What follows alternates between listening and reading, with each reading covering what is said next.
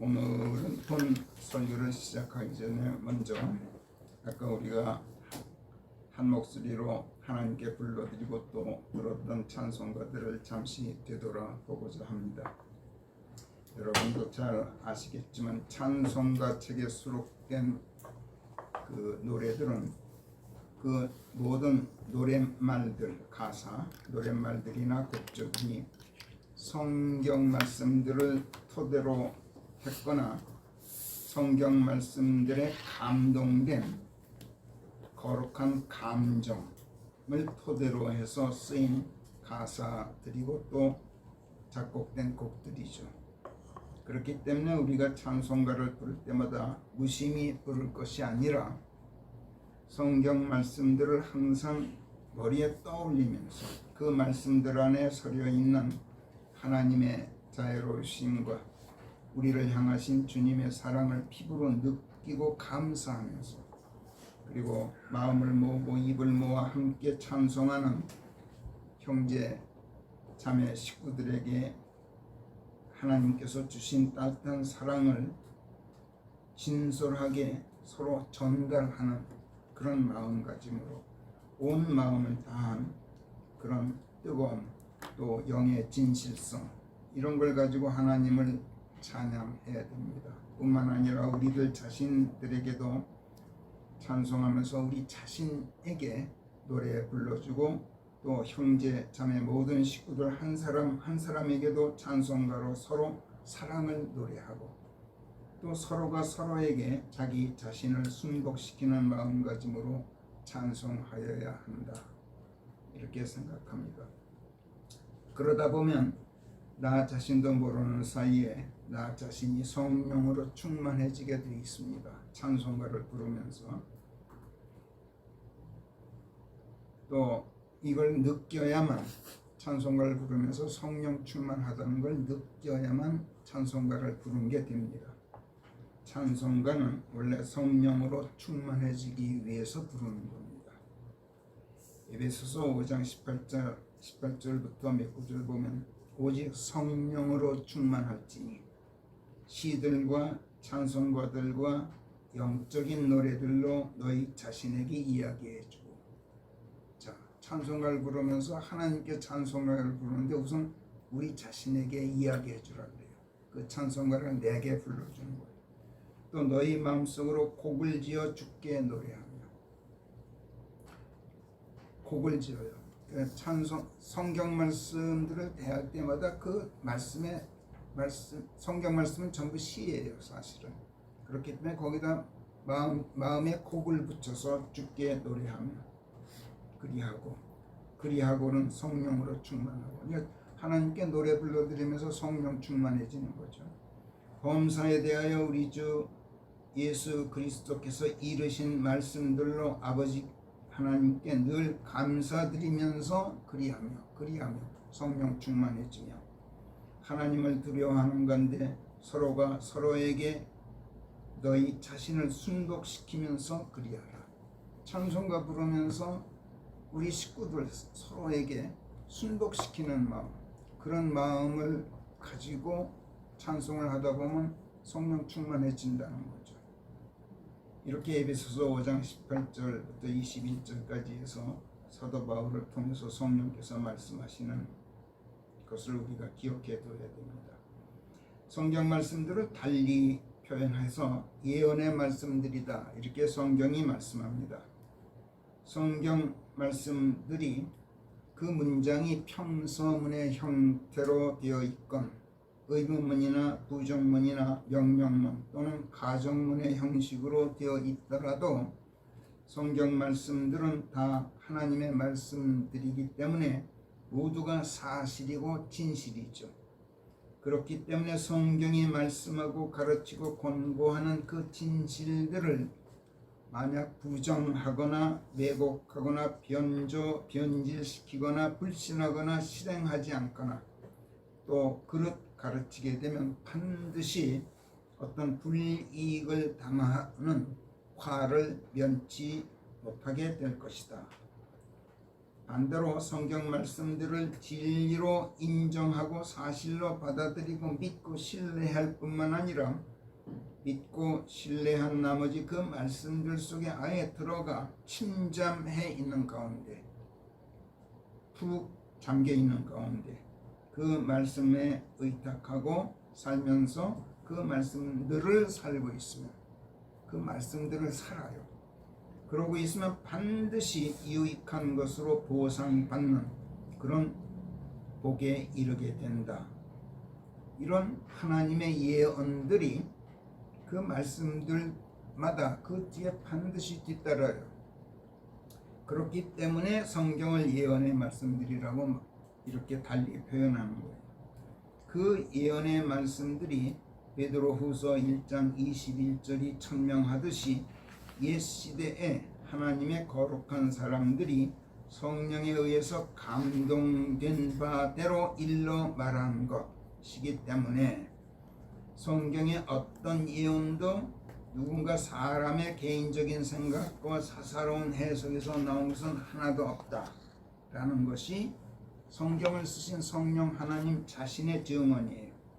또 디모데후서 3장 16절이 말씀한 것처럼 그 말씀들이 오직 하나님의 영감에 의해서만 주어지기 때문에, 즉 하나님께서 영적인 감동을 통해 마음을 움직이는 어떤 신묘한 계시를 해주셔서 사람의 마음이 그 계시에 감응하고 동해야만, 움직여져야만 하나님의 말씀들을 받아들일 수 있게 되기 때문에 성경 말씀들을 대할 때에도 사람의 육신적인 생각이나 지성으로 읽거나 사람의 명철로 이해하거나 세상의 지식으로 해석하려고 만일 한다면 성경의 어떤 말씀도 이해되지도 깨달아지지도 주어지지도 않는다는 것. 이것이 성경의 저자이신 성령 하나님의 생각이에요. 그렇기 때문에 우리가 어떤 찬송가를 부르더라도 찬송가를 노래할 때마다 그 찬송가의 가사 그리고 곡의 토대가 되고 있는 성경 말씀들을 하나님의 영감으로 받을 수 있어야 돼요.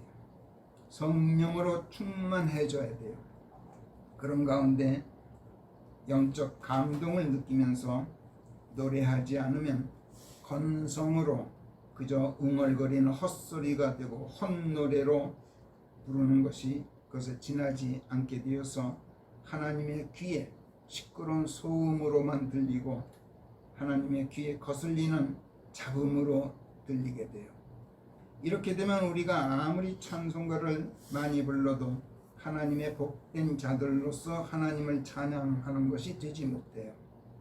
그래서 오늘 본 설교를 시작하기 전에 먼저 아까 우리가 어떤 마음 어떤 자세로 찬송가들을 불렀는지 또 어떤 영적 감흥을 우리가 체험하면서 또 체험케 하는 성경 말씀들을 토대로 한 그 가사들을 또 어떤 곡들을 그 노래만들과 곡들이 우리에게 어떤 감흥을 불러일으켰으며 우리를 성령 충만케 했던지 이것을 잠시 우리가 한번 돌아보기로 해요. 우리가 맨 먼저 예배 준비로 예수 사랑하심은 이런 찬송가를 불렀죠. 이 찬송가는 19세기 중엽 미국의 여류 작가로 특히 어린이들을 위한 찬송시를 많이 쓴 안나 바틀릿 워너라는 여자가 작사한 것이에요. 그 노랫말에 당시 미국의 음악가였던 윌리엄 배칠드 브래드베리가 곡을 붙였어요. 이렇게 해서 만들어졌고 그 원제가 Jesus loves me, this I know 이렇게 되어 있어요.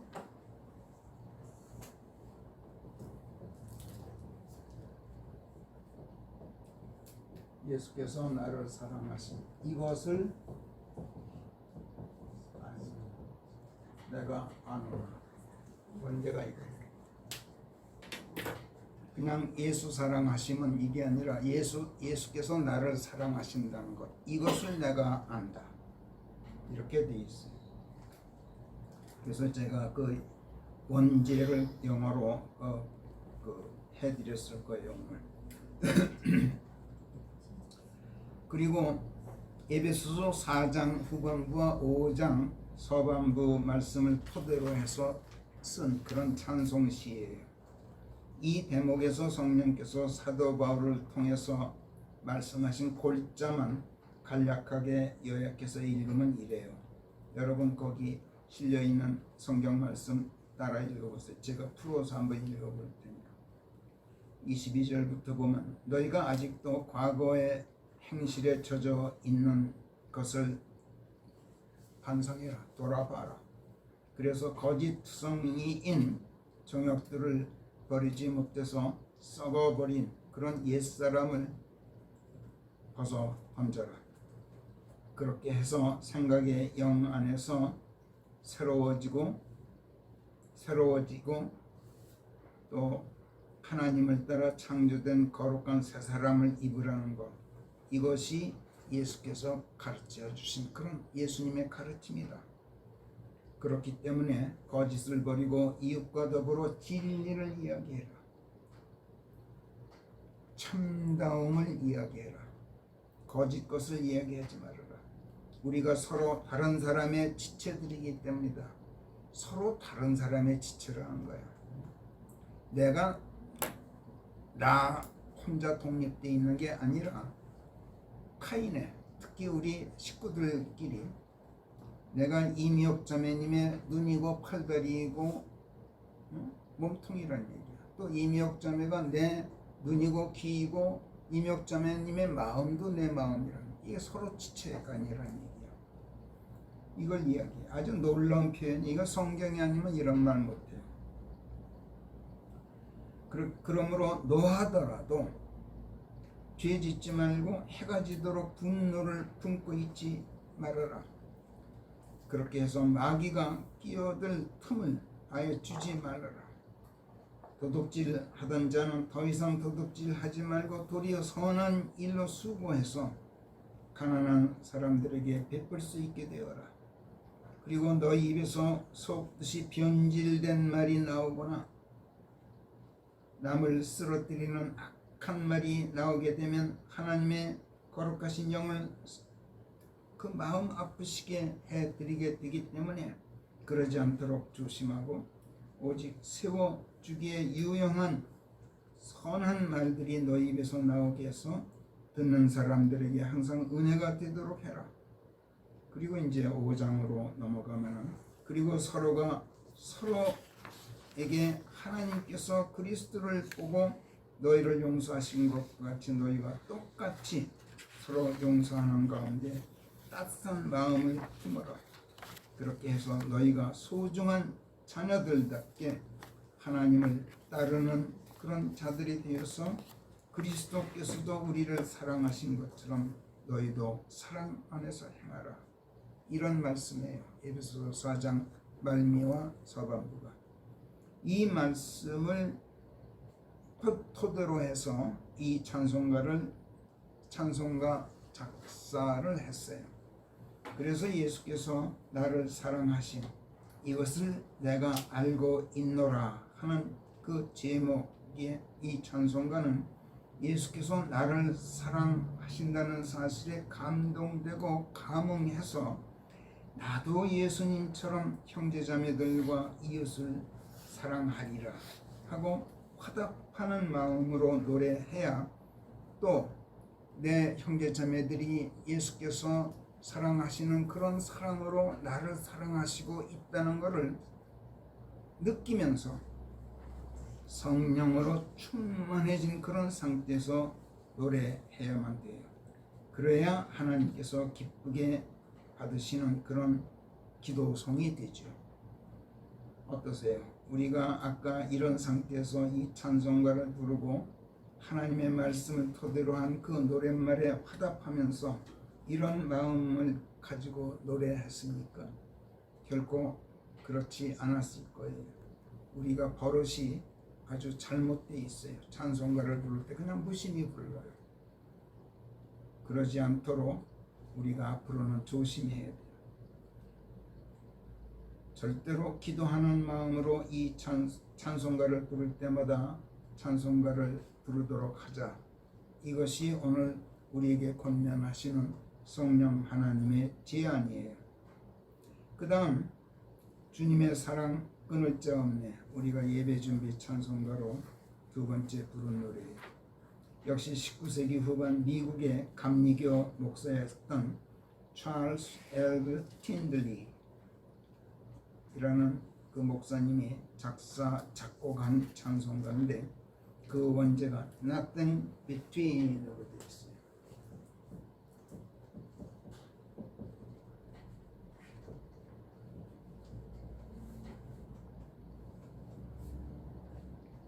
Between이 뒤에 이제 말하자면 Between my Lord 이렇게 돼 있어요. 사실은 내 주님과 나 사이에 아무것도 없다. 가로막을 게 하나도 없다. 이런 뜻이에요.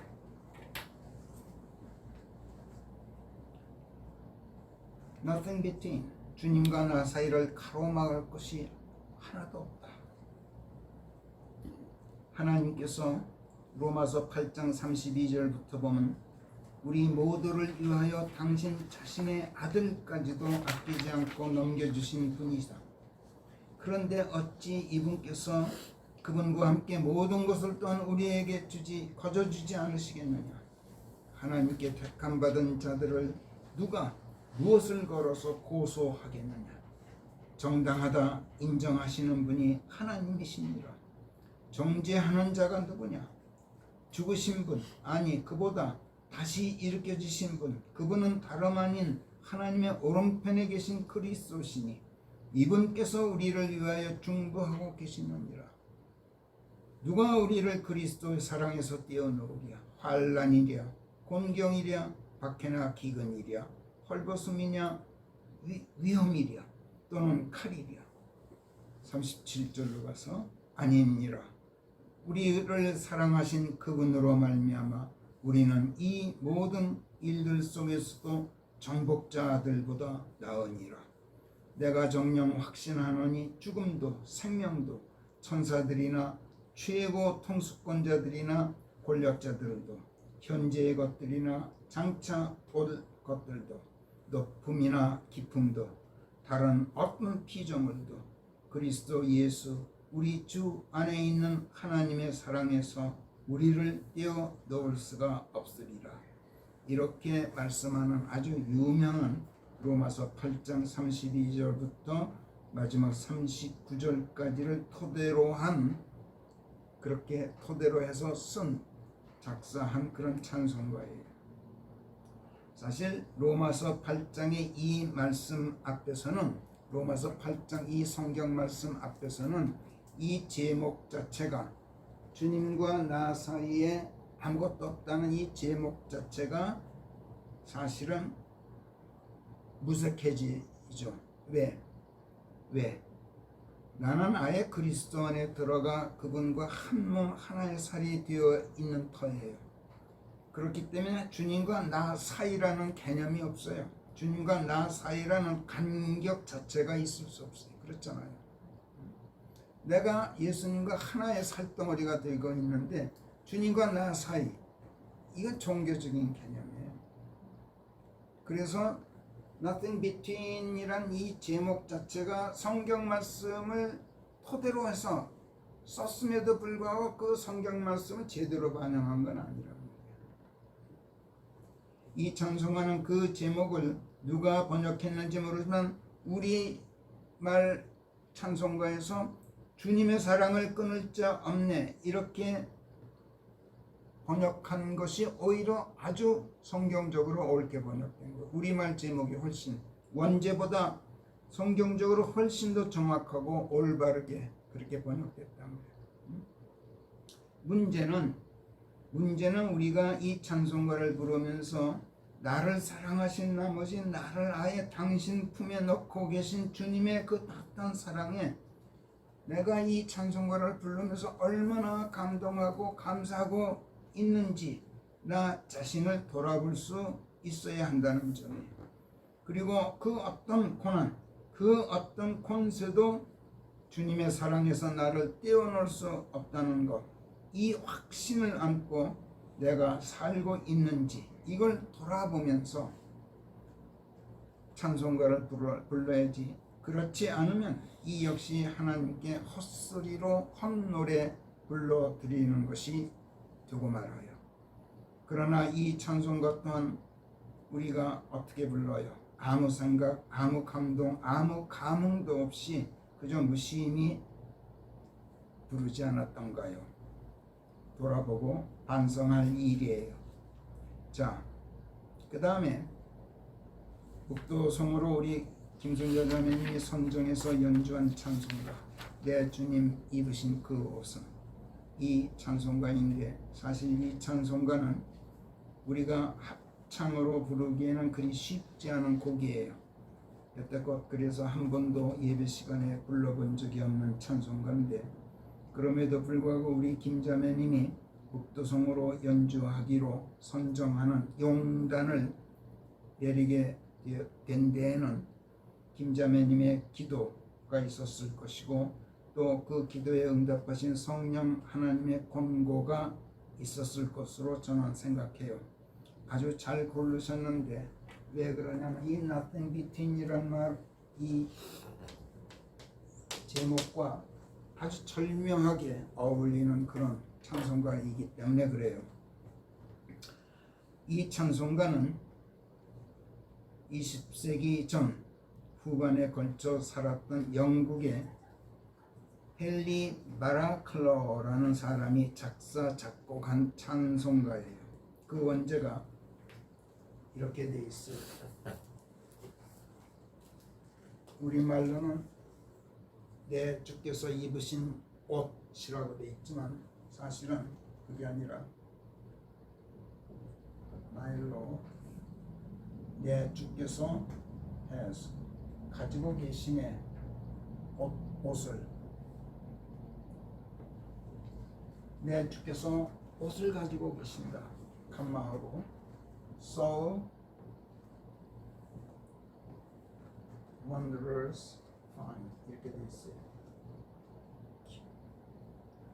참 경이롭도록 참 놀랍도록 파인한 고운 옷을 가지고 계신다.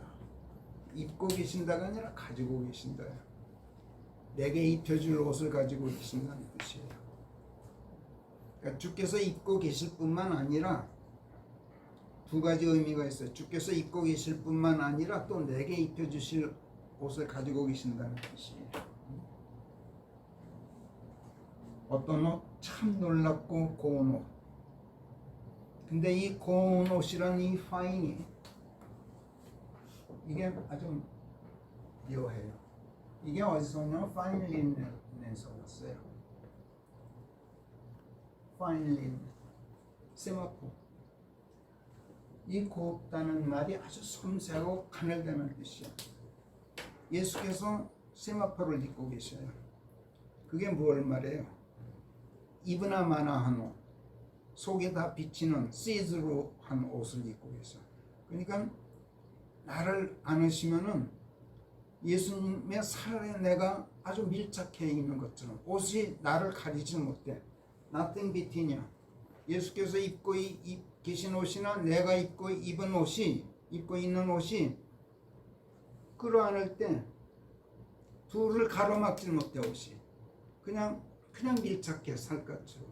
이런 의미가 담겨 있어요. 제목에.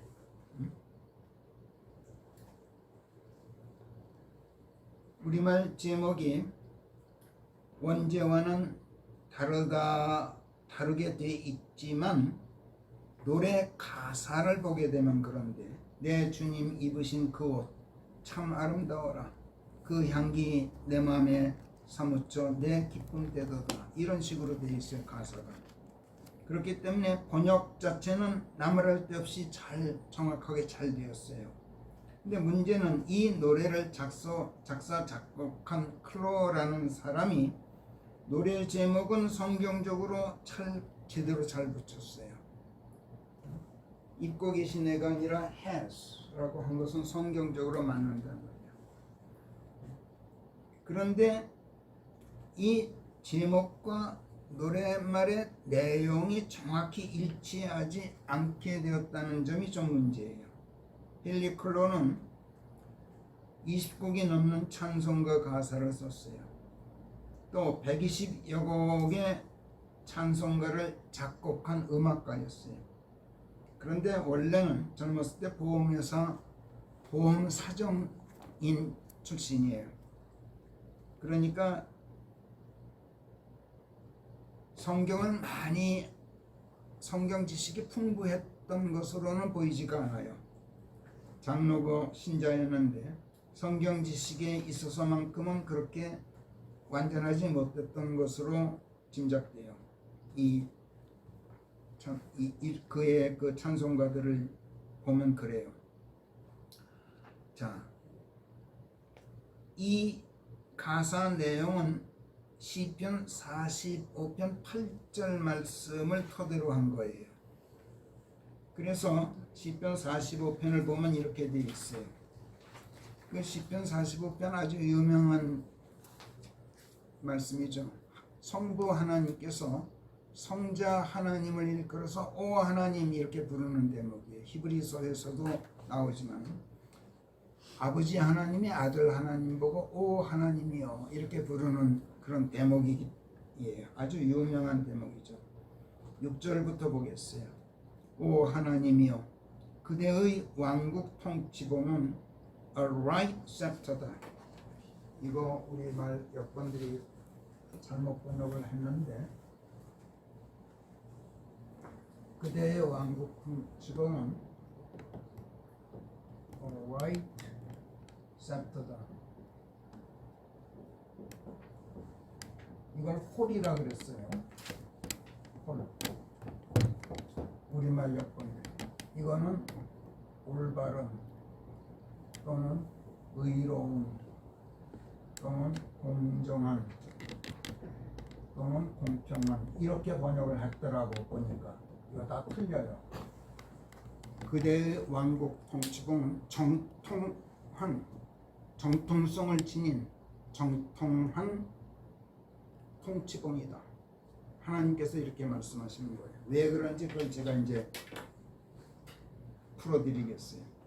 오 하나님이여 그대의 통치봉은 정통한 통치봉이니 그대의 보좌가 영원 무궁하도다.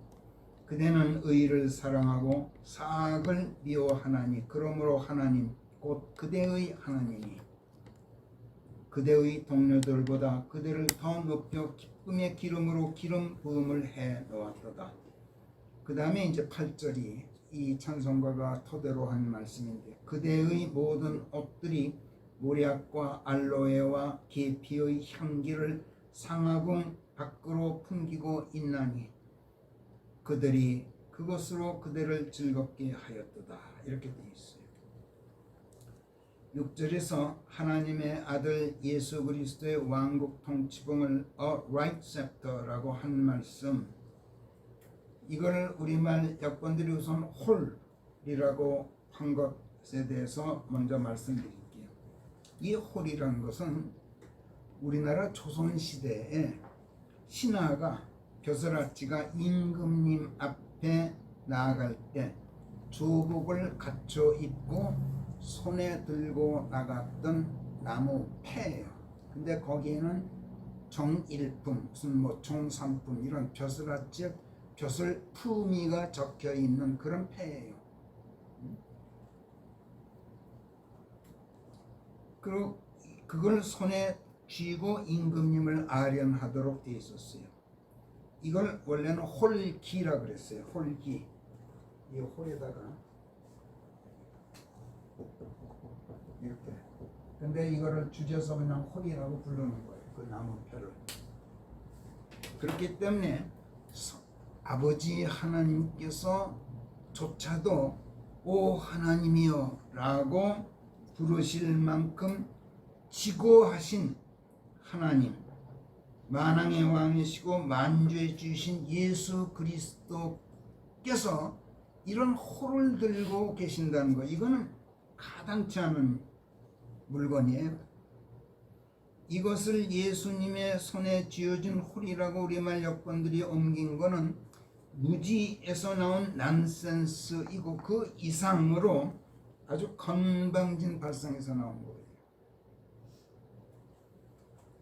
그래서 우리는 이것을 통치봉이라 그래요. 원래 히브리어 원문도 원래는 막대기로 되어 있어요. 통치봉. 임금이 들고 있는 막 지휘봉이에요, 말하자면. 예수님께서는 하나님의 왕국의 왕이셔요. 만왕의 왕으로서 그 손에 통치봉을 들고 계시지 호를 들고 임금 옆에 나가는 어떤 벼슬아치가 아니에요. 예수께서 들고 계신 그 통치봉은 성부 하나님께서 기름 부음하셔서 메시아 왕으로 세워지셔서 그 권위와 정통성이 만천하에 포고된 공인된 정통 통치봉이에요. 그걸 a right scepter라고 킹제임스 성경이 옮겼어요. 그 통치봉이 정통성을 지닌 통치봉인 이유를 성령께서 시편 110편 4절에서 이렇게 쓰고 있어요. 주께서 맹세하셨으니 도로 무르지 않으실 것인즉 주께서는 멜키세덱의 법통을 이으신 영원한 제사장이시나이다. 멜키세덱의 법통을 이은 제사장으로서의 왕이기 때문에 정통성을 가지고 있단 말이야. 그냥 하나님께서 사람들이 무슨 추대해서 무슨 왕위에 올랐거나 무슨 투표해서 왕위에 올랐거나 이런 게 아니란 말이야. 예수께서는 다윗의 입으로 성령께서 증언하시는 게 바로 그거예요. 이 말씀을 받아서 히브리서 5장에서 이렇게 5절부터 보면 이렇게 돼 있어요. 또 이같이 그리스도께서도 자신을 스스로 영예롭게 하시어 대제사장이 되신 것이 아니다. 예수께서 스스로 대제사장이 되신 것이 아니다. 대제사장이 구약시대에서는 왕이에요. 그게 아니라 당신에게 너는 내 아들이라 내가 오늘 너를 낳았다 하고 말씀하신 그분께서, 즉 성부 하나님께서 영화롭게 해주신 것이었느니라. 왕으로 제사장으로 영화롭게 세워주신 그런 정통성을 지닌 제사장이시다. 그분께서 다른 곳에서도 바로 아까 읽은 시편 110편 4절에서도 멜키세덱의 법통을 이은 After the order of Melchizedek 영원한 제사장이라 하고 말씀하시는 그대로인 것이라. 8절로 띄어서 아들이셨는데도 당신께서 그 고통스러운 일들을 견뎌내심으로써 순종을 배우셨느니라. 그리고 완전하게 만들어지셔서 당신에게 순종하는 모든 자들에게 그분께서 영원한 구원의 창시자가 되셨나니 멜키세덱의 법통을 이은 대제사장으로서 하나님께 부름받고 순종하심으로써 그리 되셨느니라. 하나님께서 괜히 예수님을 당신의 아들이라고 해서 예수님을 괜히 멜키세덱의 법통을 이은 그런 정통성을 지닌 왕국 통치봉을 주신 게 아니라 순종하셨기 때문에 절대적인 그 순종을 보시고 그렇게 하셨다는 얘기야. 그런 분이 우리에게는 11절 멜키세덱에 관하여 성령께서 멜키세덱에 관하여 말할 것들이 많으나 너희가 듣는데 둔함을 알기에 쉽사리 입이 열리지가 않느니라. 멜키세덱이 굉장히 신비의 인물로 등장하죠. 창세기에서. 아브라함이 11조를 바쳤죠. 멜키세덱. 이렇게 성령께서 말씀하시지만 히브리서 7장으로 가면 멜키세덱에 대해서 설명하셔요. 결국 그가 실존 인물이면서 그 배경이 베일에 쌓인 신비의 인물인 가운데 지극히 높으신 하나님 자신을 표상했던 인물, 또 하나님의 아들 예수 그리스도를 표상하는 그런 인물이었다는 사실을 성령께서 밝히시면서 히브리서 7장 1절부터 보면 이렇게 되어 있어요. 이 멜키세덱은 살렘의 왕으로서 지존자 하나님의 제사장이었는데 그가 군왕들을 도륙하고 돌아온 아브라함을 맞이하였고 또 그를 복되게 하였느니라. 하나님처럼 아브라함을 맞아서 그를 복되게 했다는 거예요.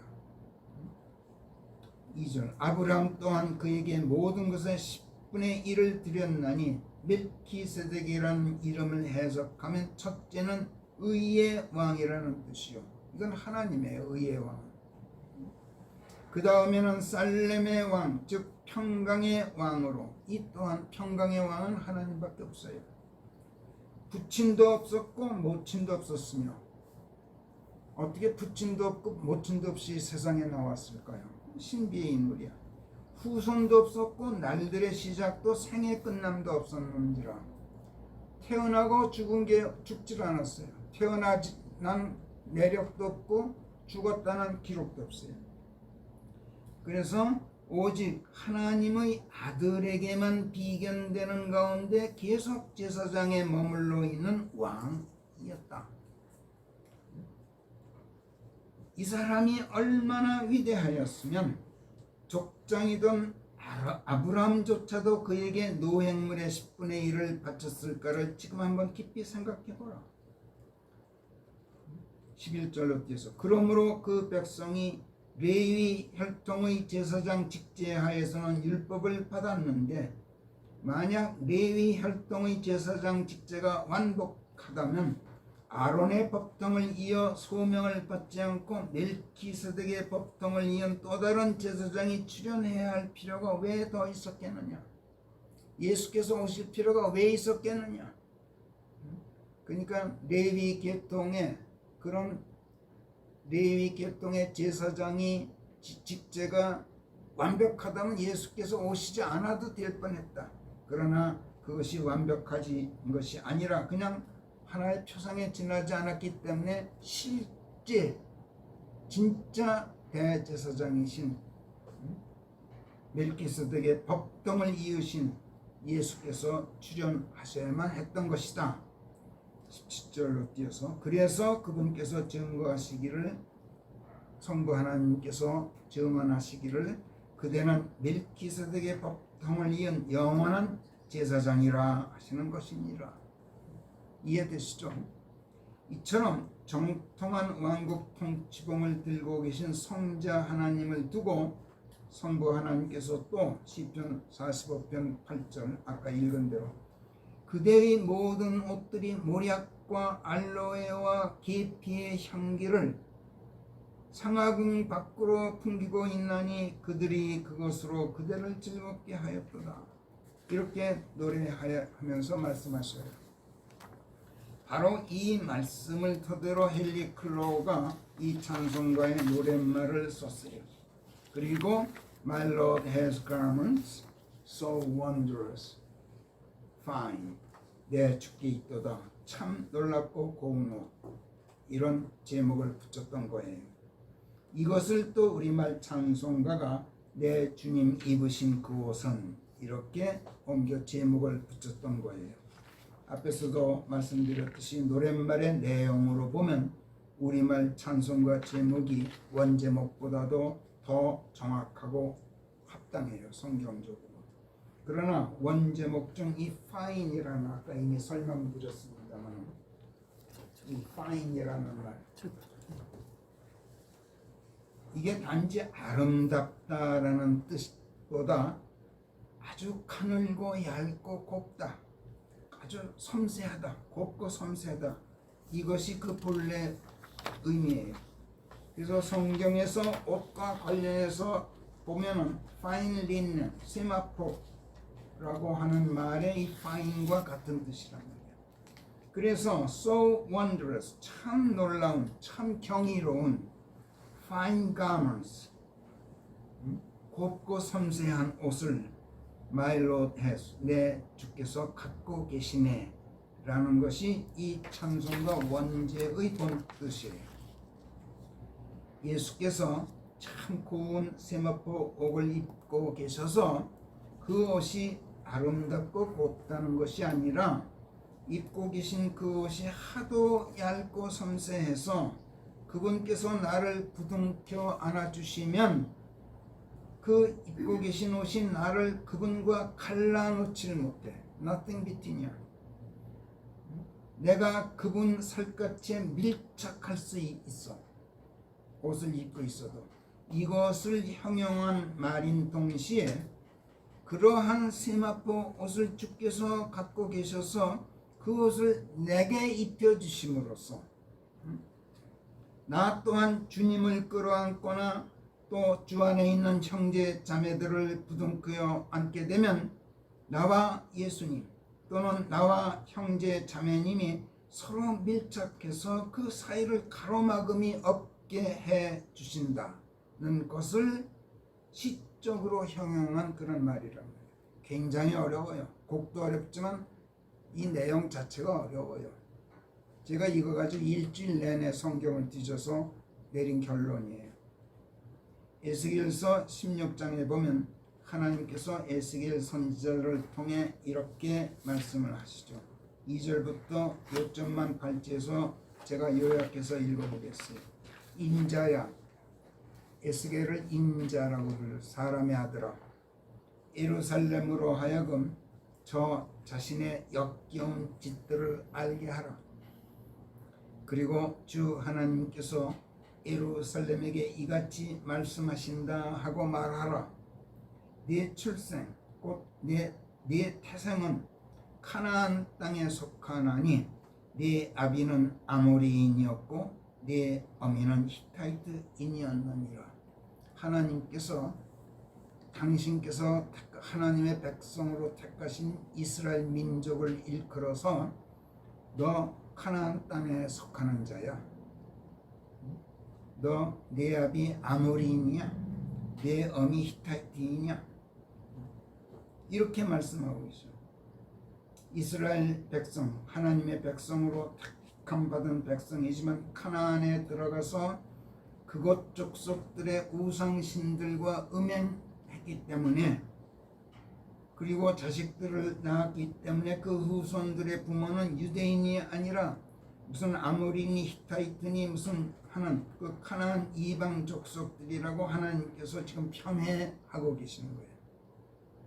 4절. 그리고 네 태상을 보자면 네가 태어나던 날에 네 탯줄이 잘리지 않았고 네가 물에 씻기지도 않아 네가 보드라워지지도 않았으며 네가 소금도 전혀 뿌려지지 않았고 포대기에 전혀 쌓이지도 못하였느니라.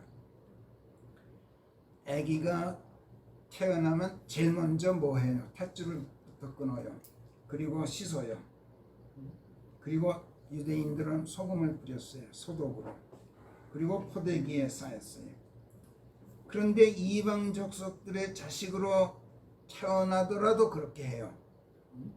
귀한 자식이기 때문에. 나오는 즉시, 태에서 나오는 즉시 탯줄 끊고 물로 씻고 소금으로 소독하고 포대기에 고이 쌓이게 마련이야. 그러나 그 출생을 낳은 부모도 바라지 않고 자식을 낳고도 원하는 자식이 아니야. 내다 버리고 싶은 자식이야. 다른 누구도 반겨주는 자 없는 그런 자식으로 태어나게 되면 어떻게 돼요? 이런 산후 조치 하나도 받지 못한 채 밖에 내다 버려지게 되죠. 그걸 말해요. 너는 그렇게 태어났다. 5절. 네게 동정을 베풀어서 이런 일들 중 어느 것이라도 네게 해주려고 네게 연민의 눈길을 보내는 자가 아무도 없었던 것인즉 네가 태어나던 날에 너는 단지 사람들이 네 신분에 침을 뱉는 빈 들판에 내다 버려진 신사였느니라. 그런데 내가 네 곁을 지나다가 네가 너 자신의 피로 범벅이 되어 있는 것을 보았나니, 피로 범벅이 되어 있어. 물에 씻기지 않은 채 그냥 내다 버려져서 네가 네 피 속에 있을 때 내가 네게 말하기를 살아나라 하였느니라. 그러니까 죽기 직전에 내가 너를 보았다. 내가 너를 들의 싹처럼 번성하게 해서 네가 자라고 점점 크게 된 끝에 꽃장식이 될 만큼 눈부시게 아름다워졌고 네 젖가슴이 모양을 갖추었으며 또 네 머리카락이 자라났느니라. 그러나 그러면서도 네가 벌거벗은 맨 몸이었느니라. 그래서 8절, 그래서 내가 네 위에 내 옷자락을 펼쳐 네 벌거벗은 몸을 덮었나니, 바로 이거예요. 이게 내 주께는 so wondrous fine한 그 옷이 있네, 내게 덮어줄 옷이 있네, 내게 입혀줄 옷이 있네라는 그 말씀이란 말이야. 실로 내가 너에게 맹세를 하였고 너와 언약 안으로 들어가 네가 내 것이 되었느니라. 하나님께서 내게 그 옷을 입혀주면 하나님의 것이 돼요. 왜? 이제 요한계시록으로 넘어가면 성도들이 입고 있는 그 옷은, 세마포 옷은 성도들의 의인이라, 이런 말이 나오죠. 주 하나님이 말하노라. 그때 내가 너를 물로 씻었나니 실로 내가 네게서 네 피를 철저히 씻었느니라. 그리고 내가 너를 기름으로 기름 부음을 하였느니라. 내 것으로 삼았다. 10절, 내가 또한 수놓은 옷으로 너를 입혔고 오소리 털가죽으로 신발을 신겼으며 내가 너를 세마포로 with fine linen으로, 여기서 fine이 나와요. 허리를 두르고 내가 너를 비단으로 덮었느니라. 비단이라고 해서 어떤 비단이에요? 실크의 아주 얇은, 여자들 스카프 아주 얇은 거 있죠, 그걸 말해요. 그걸로 덮었느니라. 하나님께서는 이처럼 누구도 돌보지 않고 내다버려진 나를 거두어 주시고 깨끗이 씻어 주시고 파인 리넨으로 아주 곱고 섬세한 그 세마포 옷으로 입혀 주세요. 내 주께는 내게 입혀 주실 그런 파인 가먼트가 있어요. 아주 가늘고 고운 그런 옷을 가지고 계셔요. 하나님의 성도들은 모두가 이처럼 주께서 입혀주신 세마포 옷으로 입혀진 사람들이, 사도 요한이 요한계시록에서 영안에서 셋째 하늘로 들러 올라가서 어린 양의 혼인식 장면을 보았어요. 이때 신랑 예수의 신부인 우리 성도들이 이 경이롭고도 곱고 섬세한 그런 세마포 옷으로 차려 입도록 허락되는 것을 보았는데, 성도들의 의가 바로 그 세마포 옷이다, 이렇게 요한계시록 19장 8절에서 증언해요. 7절부터 읽어보면 이래요. 즐거워하고 기뻐하며 그분께 존귀를 드리자. 이는 어린 양의 혼인식이 임하였은즉 그분의 아내가 몸 단장을 끝냈습니다. 그녀가 깨끗하고 새하얀 세마포로 차려입도록 그녀에게 허락되었던 것인즉 그 세마포는 성도들의 의니라. 그러자 하늘이 열리는 것을 내가 보았나니 보라, 한 마리 흰 말인데 그 위에 앉으신 분께서 신실하고 진실하시다 라고 일컬어 지셨으니 그분께서는 의로 심판하고 전쟁을 하시느니라. 그분의 두 눈은 불꽃과 같았고 그분의 머리 위에는 많은 왕관들이 있었으며 그분 자신 외에는 아무도 아는 사람이 없는 한 이름이 그분께 있더라. 그런데 그분께서는 피에 젖은 저고리를 입고 계셨나니 그분의 이름이 하나님의 말씀이라고 일컬어 지시느니라. 보세요. 이름이란 그냥 명칭이 아니라 하나님의 말씀이에요. 14절 그리고 하늘에 있는 군대들이 즉 우리가 희고 깨끗한 세마포를 입고 흰 말들 위에 올라앉아 그분을 뒤따랐느니라. 우리가 이 땅에 내려올 때 세마포 옷을 입고 내려와요. 근데 그게 진짜 옷이 아니라 하나님의 의라는 거예요. 하나님의 의가 뭐예요? 성경에서 하나님의 의, 하나님이 의할 때 그게 모호, 내용이 모호해서 무슨 뜻인지 잘 모를 때가 많다 그랬어요. 그때는 언제나 그 의 대신에 하나님의 말씀을 대입하라고 제가 가르쳐 드린 걸 기억하실 거예요. 하나님의 의 할 때 하나님의 말씀 이렇게 대입하면 모든 의미가 확 들려요. 무엇이 하나님의 의? 하나님의 의라고 할 때 항상 그 말 대신에 하나님의 말씀 이것을 대입해 보라고 제가 가르쳐 드린 걸 잊지 마세요. 하나님의 말씀이 하나님의 의예요. 우리는 하나님의 말씀을 입고 있어요. 아주 투명해요. 그 하나님의 의는 새하얀 세마포처럼 깨끗하고 정결하고 아주 파인해요. 아주 곱고 섬세해요. 그래서 우리가 다른 사람을 부둥켜 안으면 그냥 이 옷이 그 사람과 나 사이를 가로막지 못하고 그냥 나와 하나의 몸, 하나의 살이 되어주게 만들어줘요. 우리 그리스도인들은 그런 사람들이어야만 해요.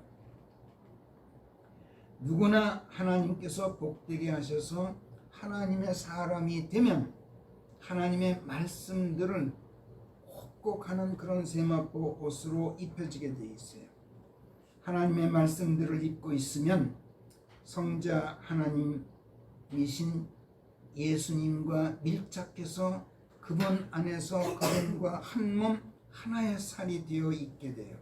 그래서 예수님의 모습과 일치한 가운데 예수께서 내가 되시고 내가 예수님이 되어 있는 것과 같게 돼요. 그래서 그 옷은 wondrous예요. 경이로워요. So wondrous. 참 경이로워요. 이런 나를 여러분 무엇이 내 하나님의 은총에서 떼어놓겠어요? 누가 내 주 하나님 예수 그리스도의 사랑에서 갈라놓을 수 있겠어요? 성령 하나님의 권능 또 그분의 보살피심에서 끊어놓을 수 있는 것이 아무것도 없어요. 이 얼마나 복된 일입니까? 그래서 이 찬송가를 우리가 부를 때마다 우리를 이같이 복되게 하신 하나님의 은혜를 생각하면서 감사하고 그 사랑을 세상에 알리는 그런 마음가짐으로 불러야 이 찬송가를 우리가 진정으로 부르는 거지. 그렇지 않고 이 찬송가 부르면 이건 헛노래 부르는 것이 된다는 거예요. 자, 그 다음에 또 한 가지만 더. 근데 오늘 저는 48장인 줄 알았는데 40장이 돼. 선정하신 게. 그렇죠. 예배 찬송. 그래서 제가 40장으로 준비했으니까 40장으로 일단 설명을 드릴게요.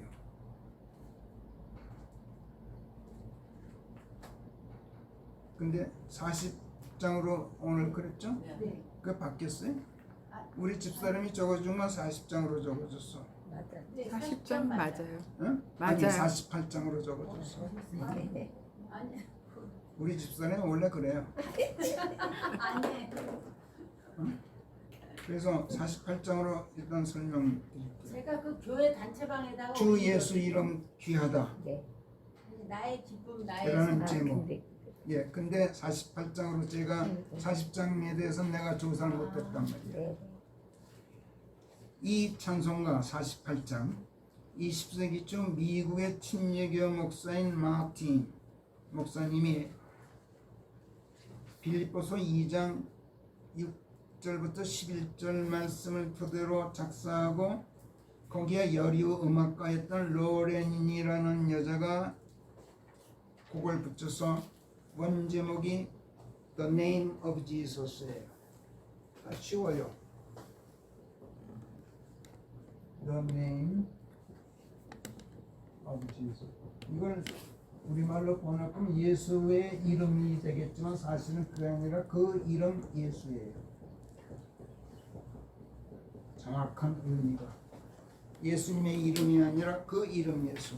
조금 달라요, 뉘앙스가.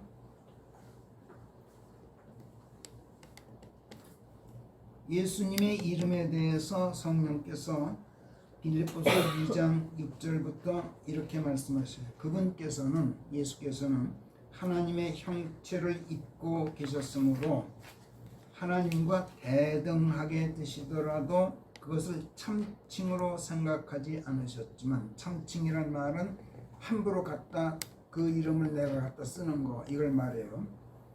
그러나 당신 자신을 아무 명망도 없게 하시고 종의 형체를 당신 위에 갖다 얹으시고 사람과 똑같은 모습이 되셔서 사람과 같은 모습으로 보이시며 당신의 몸을 낮추고 죽기까지, 곧 십자가의 죽음에까지 순종하셨느니라. 예수께서는 절대적인 순종을 보이셨어요. 노아처럼. 그러므로 하나님께서 그분을 높이 들어올려 그 어떤 이름보다도, 이게 The name of Jesus예요. 상위에 있는 이름을 주시어서 하늘에 있는 것들이나 땅에 있는 것들이나 땅 아래에 있는 모든 것들의 모든 무릎이 그 이름 예수 앞에, 그래서 The name of Jesus가 그 이름 예수란 말이에요. 그 이름 예수 앞에 무릎 꿇도록 하시고 모든 혀가 예수 그리스도께서 주이심을 시인하도록 하시어서 아버지 하나님의 영광에 이르도록 하셨느니라. 예수라는 이름 자체는 여호와는 구원자이시다, 이런 뜻이야. 예수, 여호수아, 예수와 다 같은 뜻이에요. 여호와는 구원자이시다, 또는 구원자이신 여호와라는 뜻이야.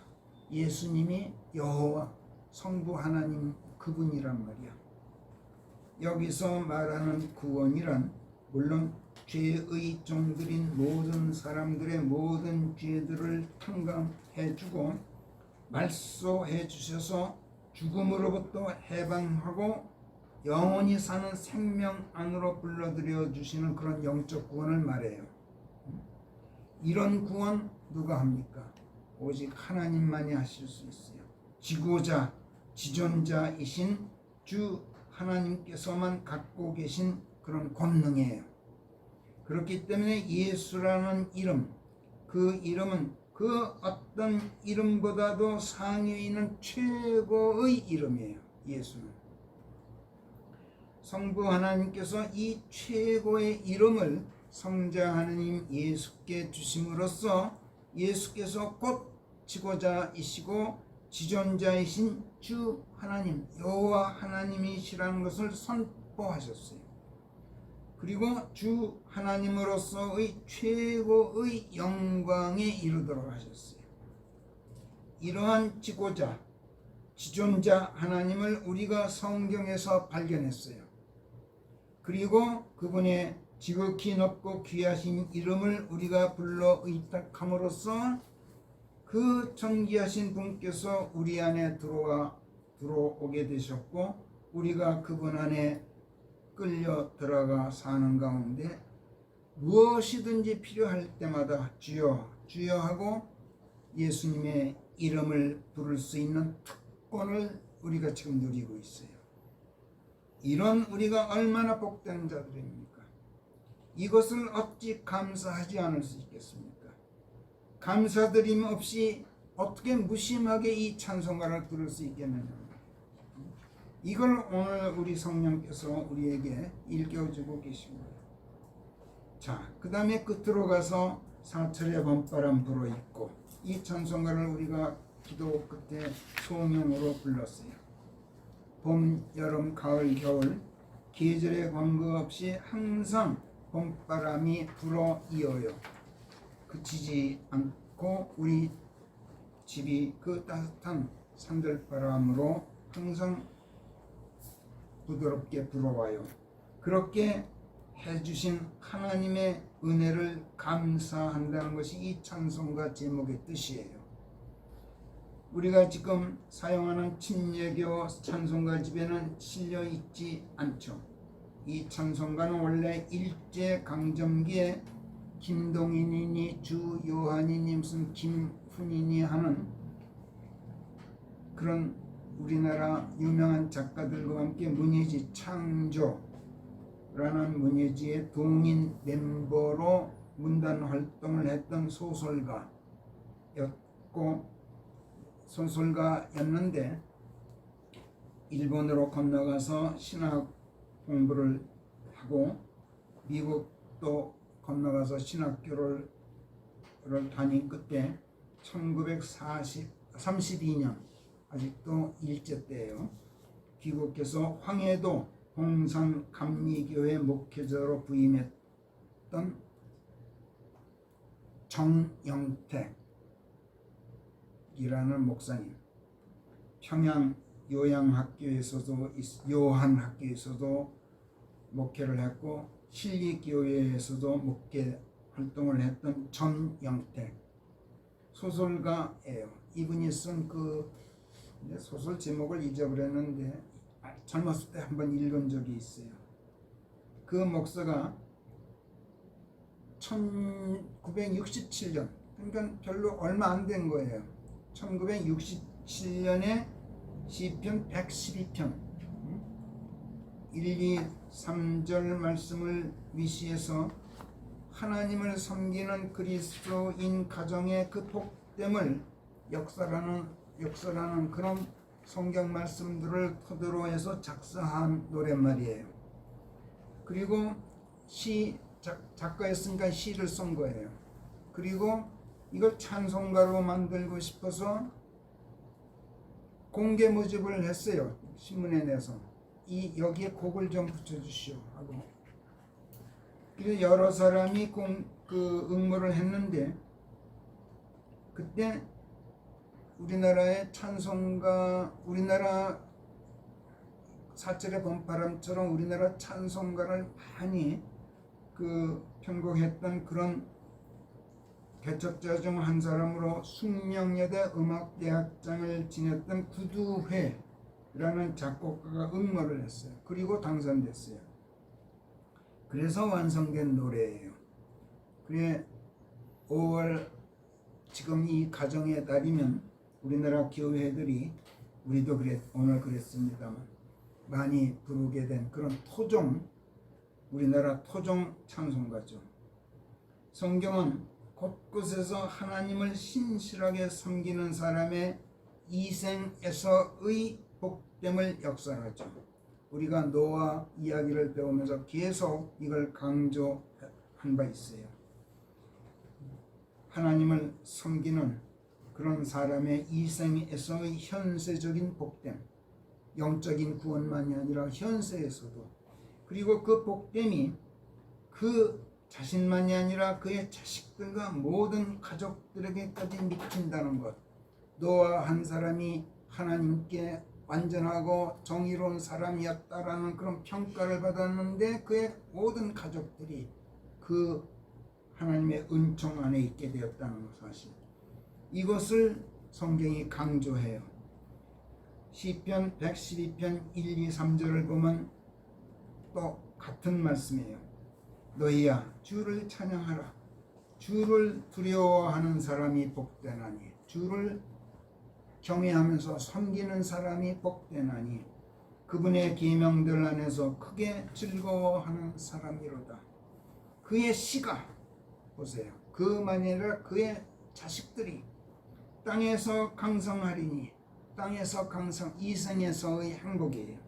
마음 고든 자들의 세대가 복되리로다. 부와 재산이 그의 집안에 있을 것이요. 보세요, 집안, 가정. 그의 의가 영원토록 끝남이 없으리로다. 이렇게 역설하고 있어요. 잠언 20장 7절에서도 정의로운 사람은 자신의 온전함 안에서 행하나니 그의 자식들이 그에 이어 복을 받느니라. 이렇게 강조해요. 우리가 지난 몇 주 동안에 걸쳐서 노아 이야기를 창세기 6, 7, 8장에서 공부하는 동안 노아 한 사람의 복됨이 그의 온 가족에게 미치고 있었다는 사실을 강조하시는 성령 하나님의 조명을 받아왔어요.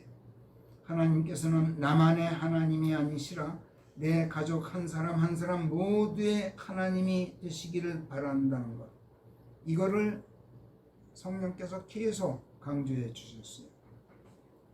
창세기 17장에서도 아브라함과 언약을 맺으신 하나님께서 아브라함만이 아니라 그의 씨가 복될 것이고 많은 민족들로 번성하게 될 것을 약속하시면서 그만이 아니라 그의 씨에게도 하나님이 되고자 하시겠다는 그 의지를 분명히 밝히셔요.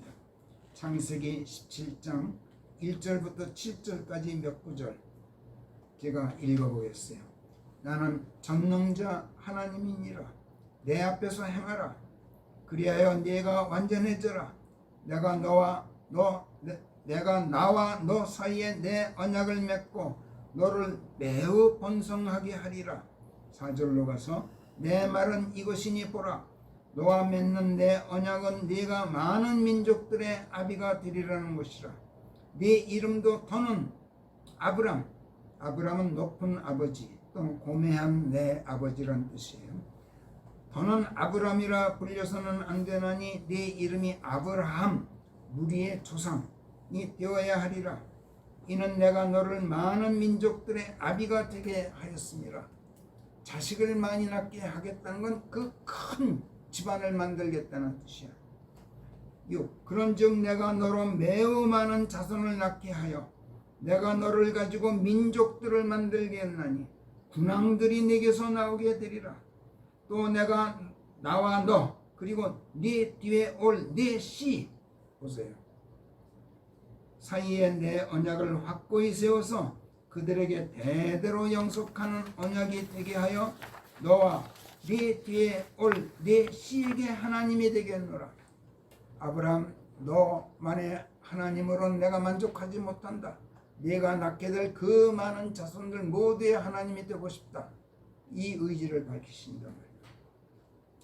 창세기 22장에서도 하나님께서 외아들인 이삭을 번제로 바치라고 명령하셨어요.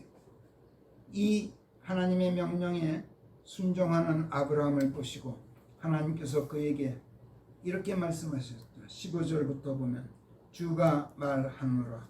내가 이런 일을 행하여 네 아들 내 외아들도 마다하지 않았은즉 내가 나 자신을 걸고 맹세하였나니 내가 복되게 할 때 너를 복되게 하겠고 번성하게 할 때 내가 네 씨를, 여기서 또 네 씨예요, 하늘의 별들처럼 그리고 바닷가의 모래처럼 번성하게 할 것인즉 네 씨가 그의 원수들의 성문을 소유하게 되리라. 그리하여 땅의 모든 민족들이 복되게 되어도 네 씨 안에서 복되게 되리니 이는 네가 내 음성에 순종하였습니다. 이렇게 아브라함을 복되게 하시면서 네 씨가 네 씨를 네 씨 안에서 이렇게 거듭거듭 그의 후손들을 복되게 하실 것을 약속하셔요. 노아의 경우에서도 우리가 보았듯이 절대적인 순종이 전제된다는 점을 여기서 우리가 관가해서는 안 돼요. 그렇기 때문에 우리가 가정의 달을 맞아서 이 찬송가 사철의 봄바람 불어입고 이 노래하면서 하나님 아버지 모셨으니 믿음의 반석도 든든하다. 우리 집 즐거운 동산이라.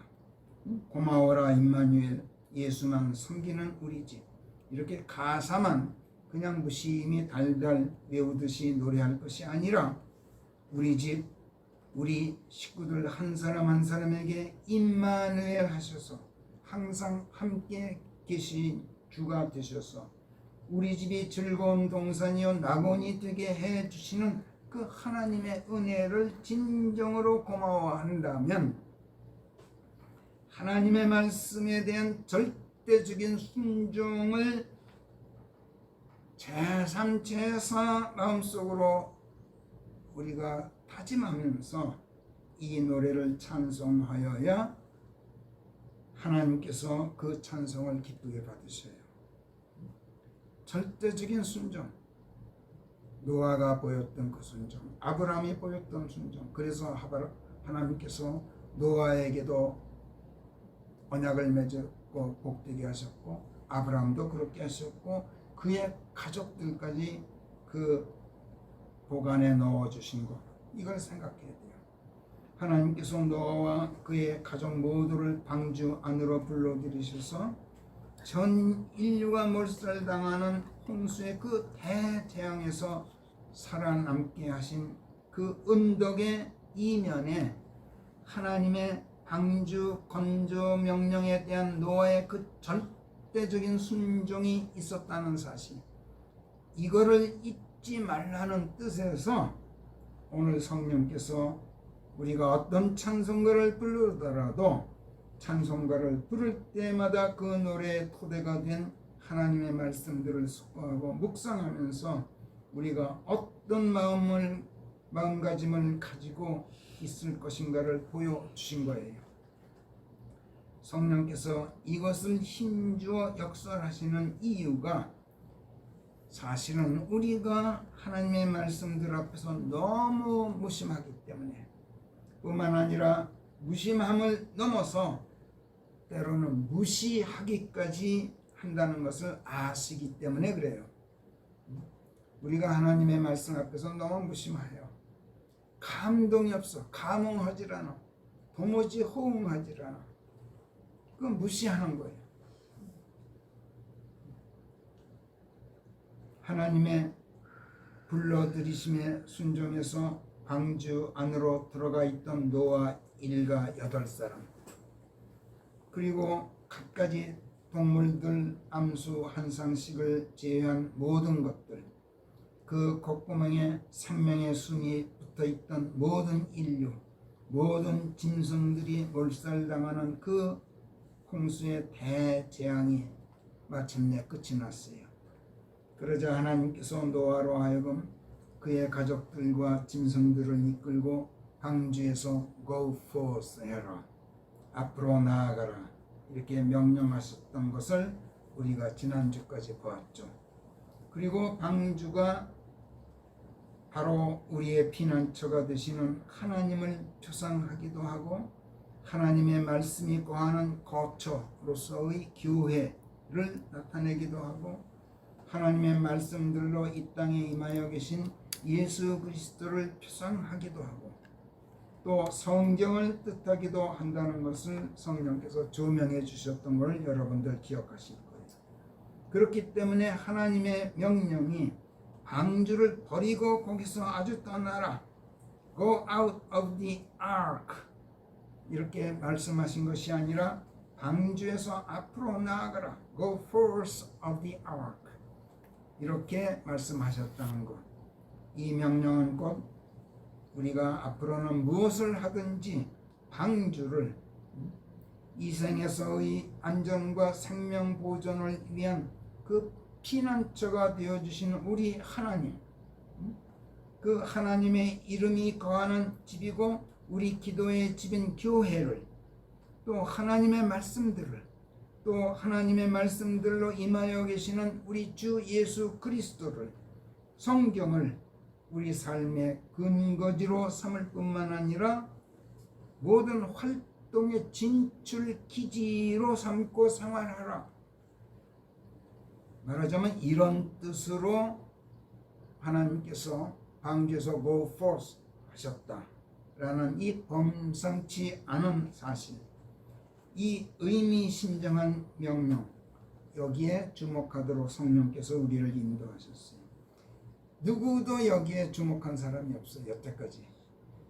그리고 하나님께서 노아와 그의 이름들을 복되게 하시면서 뭐라 그랬었어요? 자식을 많이 낳고 번성하여 땅을 다시 가득 채우라, 이렇게 명령하셨다고 창세기 9장 1절이 쓰고 있어요. 그리고 성령께서 하나님의 이 명령을 또 부연 설명하시면서 7절에서 너희가 땅에서 넘치도록 생산하여 그 안에서 번성할지니 너희는 다산하고 번성하라. 이렇게 복되게 하셨다고 7절에서 말씀하셔요. 그리고 그들로 하여금 자식을 많이 낳고 번성해서 땅을 다시 가득 채울 수 있는 여건을 마련해 주셨는데, 그게 뭐였느냐면 땅의 모든 짐승들과 공중의 각종 모든 새들과 땅에서 움직이는 모든 것들과 바다의 모든 물고기들이 노아와 그의 아들들에게, 즉 인류에게 경외심과 공포심을 갖고 복종하도록 해 주셔서 사람들이 푸른 소체들에 더해서 살아있는 모든 동물들까지 잡아먹을 수 있게 해주신 것이 그것이었어요. 2절과 3절에서 보면 자식 많이 낳고 번성해서 땅을 넘치도록 가득 채우기에는 식물성 음식만으로는 영양 보충이 충분치 않다고 아마 생각하셨던 모양 같아요. 제 생각에는. 그렇지만 하나님께서 인간을 맨 처음에 창조하셨을 때 남자와 여자로 창조하시고 그들을 복되게 하셨을 때도 그들에게 말씀하시기를 자식을 많이 낳고 번성하여 땅을 다시 가득 채우고 그것을 복종시킬지니, 땅을 복종시킬지니 바다의 물고기와 공중의 새와 땅에서 움직이는 각종 생물을 다스리는 주권을 가지라. 이렇게 하셨지만 그것들을 잡아먹기는 못하셨어요. 그들에게 말씀하시기를 29절에서 창세기 1장 29절 보라 내가 너희에게 씨를 맺는 갖가지 소체를 주었나니 그것이 온 땅 지면에 있느니라. 또 그 속에 씨를 생산하는 나무의 열매가 있는 각종 나무를 주었나니 그것이 너에게 먹을 거리가 돼. 식물성 식품만 허락하셨어요. 아담 이후 노아에 이르기까지는 사람들에게 동물성 음식을 하나님께서 허락하지 않으셨어요. 이것을 보면 사람이 자식 많이 낳고 번성하기 위한 영양 공급으로 동물성 고기가 꼭 필요한 것은 아닌 것이 분명해요. 오늘 아침에 잠깐 뉴스를 봤는데 재밌는 방송을 잠깐 지나가다가 봤어요. KBS에서. 이태리 사람과 독일 사람의 수명을 비교한 게 나오더라고요. 독일 사람들이 소시지를 많이 먹어요. 독일 소시지는 끝내주게 맛있어요. 근데 이태리 사람들은 탄수화물을 많이 먹어요. 뭐지? 스파게티 같은 피자 이런 거. 그런데 독일 사람들이 유럽에서 수명이 제일 짧아요. 놀랍게도 독일 사람의 지금 현대 기대 수명이 64세밖에 안 돼요. 그리고 제일 오래 사는 게 이태리 사람이에요. 탄수화물을 많이 먹어서. 근데 문제는 우리나라 사람들이 요즘 방송 보면 우리 집사람이 탄수화물 먹어서 안 된다 그래. 그거 생거짓말이에요. 문제는 소화에 있어요. 이태리 사람들이 탄수화물을 먹으면서 잘 소화하기 때문에 병이 없어요. 그래서 오래 산다는 거야. 유럽에서 제일 오래 살아요.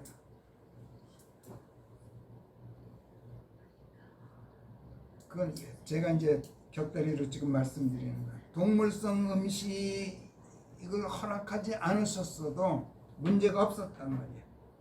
950세까지 살았어요, 노아가. 하나님께서 맨 처음 사람을 창조하셨을 때 그들에게 온 땅 지면에 널려있는 갖가지 소체들과 과일들을 먹을 거리로 주셔서 마음대로 먹도록 하셨어요.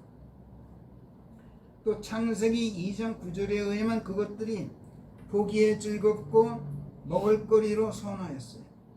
그러나 그럼에도 불구하고 어떻게 됐어요?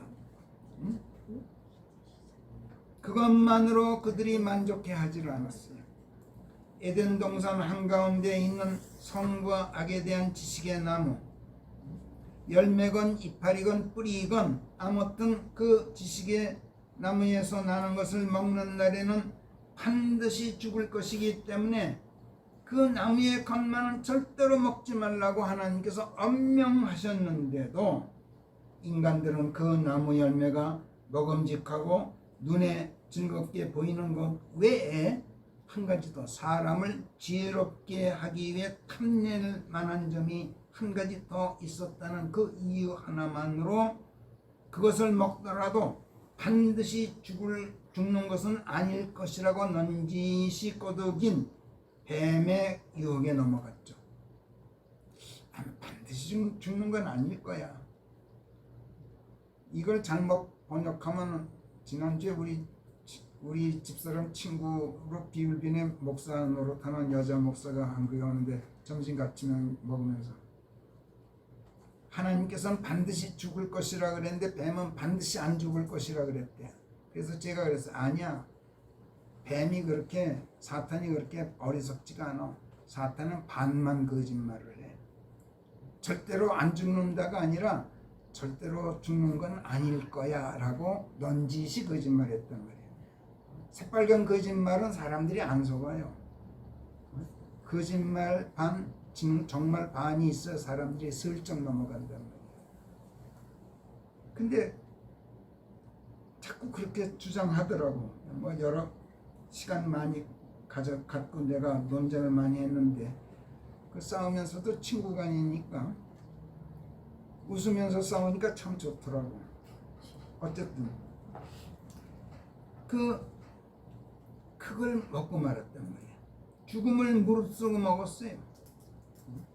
좋고 사물의 좋고 나쁨을 스스로 아는 지혜가 탐이 나서 그 지혜를 주는 나무, 그 나무의 것을 먹고 지혜롭게 되어서 자신들이 하나님처럼 보이고자 하는 그 생의 과시욕, 요한일서 2장 16절에서 이걸 생의 과시욕이라 그래.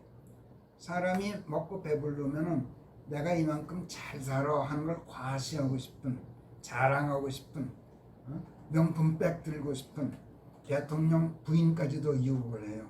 그 과시욕이 명품백으로 이 욕망을 억누르지 못해.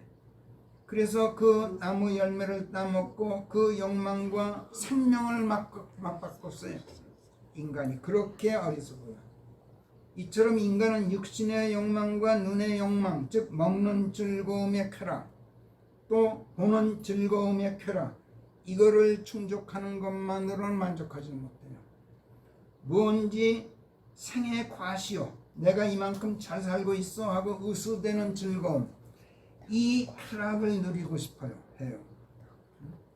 저도 젊었을 때 그랬어요. 쫄딱망했지만 그 욕망을 억누르지 못하고 죽음을 무릅쓰고라도 인간은 그 욕망의 노예가 돼요. 간교한 뱀으로 인간 앞에 나타난 사탄이 이 못된 욕망을 인간의 본성 안에 심어놨어요. 이것을 하나님께서 보셨죠. 노아가 아무리 그의 세대 내에서 정의롭고 완전하였다 하더라도 그와 그의 아들들은 어디까지나 아담의 피를 받은 아담의 후손들이야. 그렇기 때문에 이들 또한 그 못된 본성을 물려받았을 터인즉 이들 또한 아담처럼 먹기에 선하고 보기에 즐거운 소체들과 나무 열매만으로는 만족하지 못해서 고기 먹는 즐거움과 짐승들 사냥하는 지혜, 그리고 그 능력을 과시하고 싶은 그런 즐거움, 그런 쾌락을 이기지 못할 것이라고 아마 하나님께서 미리 내다보시고 그들로 하여금 그런 욕망의 노예가 되는 그런 죄를 짓지 못하게 하시려고 하나님께서 먼저 양보하시고 그것을 허락하셨는지도 몰라요. 성경에는 이런 말씀 물론 없어요. 그렇지만 저는 그렇게 생각해요. 성경에 나타난 오래 참으시는 하나님의 양보심, 그 자애로우심, 그 너그러우심을 보면 누구라도 이것을 충분히 짐작할 수 있을 거라고 저는 생각해요. 자, 하나님께서 누구를 당신의 것으로 삼으시는 그 하나님의 복되게 하심, 이거는 그분의 아주 깊고도 넓은 도량에서 나와요. 아량에서 나와요. 하나님께서 나를 복되게 하신 건 내 공덕이 아니야.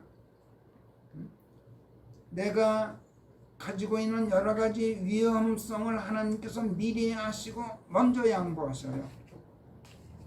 그리고 그 도량으로 그것을 먼저 허락하시고 나를 당신의 것으로 복되게 하시고 그렇게 하셔요. 하나님의 모든 명령들도 마찬가지. 하나님께서는 무슨 말씀을 하시고 무슨 명령을 내리시더라도 나를 위해 내게 말씀하고 내게 명령하시고, 그러지 당신을 위해서 말씀하고 당신을 위해서 명령하시는 법은 단 한 가지도 없어요. 그런 법이 없어요. 이것을 우리가 찬송가를 부를 때마다, 또 성경을 읽을 때마다, 또 설교를 통해서 하나님의 말씀들을 우리가 귀 기울여 들을 때마다 이거를 기억하고 하나님의 이 도량, 이 아량, 이 오래 참으심, 이 양보심, 그 자비로우심, 예수님의 그 사랑, 이걸 우리가 늘 마음속에 떠올리면서 감사하고 찬양해야 돼요. 그러라고 오늘 우리 성령께서 우리가 찬송가를 부를 때마다 어떤 마음가짐을 가져야 될 것인지를 특별히 설명해 주셨다고 저는 생각해요. 기도하겠습니다.